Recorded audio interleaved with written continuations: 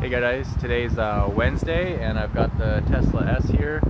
I've got a couple engineers who are going to be renting this vehicle from the east side of the state, and they are going to be doing some initial tests on it, and then later they're going to do some more extensive ones and rent it for a little longer, so that'll be cool.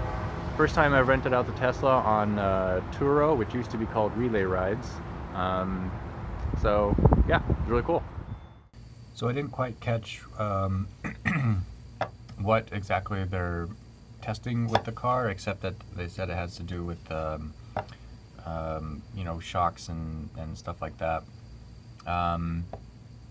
But their company is a Japanese maker. It's a Japanese company that makes car products. I guess they're at least partially based in Detroit area, Michigan, and they make a lot of parts for various cars, predominantly Fords right now. But he said all the rubber seals and the stoppers, you know, like there's little rubber stoppers in the back trunk area that when the hatchback door comes down and rests on, you know, there's always a piece of rubber. It doesn't go metal against metal. There's a piece of rubber there. He said they make those. The weather seals, like I said. And apparently, he said they are working with Tesla in making parts for Model 3. I don't know if that's seals for Model 3 or what it is, but so that's kind of interesting. I'm hoping so they're renting it for 3 days right now, and they're going to do some tests, and then they said they want to do more extensive testing and rent it for several weeks later, which I said we could work out. So I guess they have access to a Model X out there, but renting a Model S was more difficult. There's not very many on Turo available for rent out here in Michigan.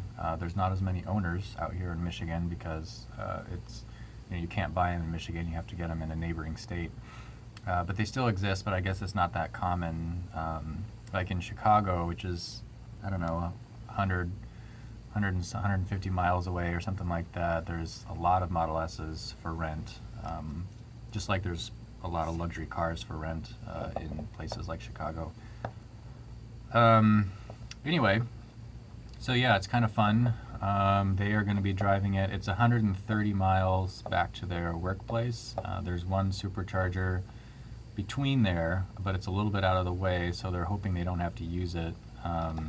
When they left, I think it was at 94%. I charged it up as much as I could last night and then drove to work, so by then it was like 94, 95%.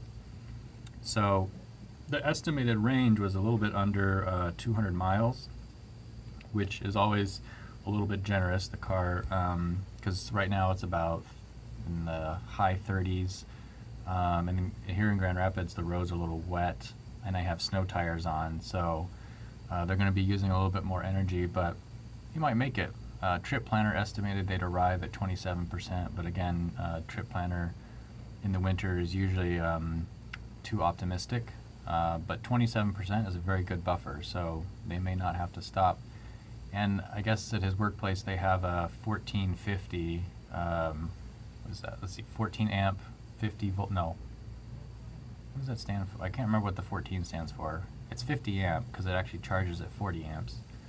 Anyway, so they have the mobile connector with them, and I showed them the 1450 adapter, so they'll be able to charge with that, which is actually faster than my 1030. 240 volt charger in the garage. So yeah, hopefully when they get either when they get back or when they take the car again, I'd love to you know, do a little video with him, find out more about his company and what they're doing and what they're engineering. So anyway, I'll keep you updated.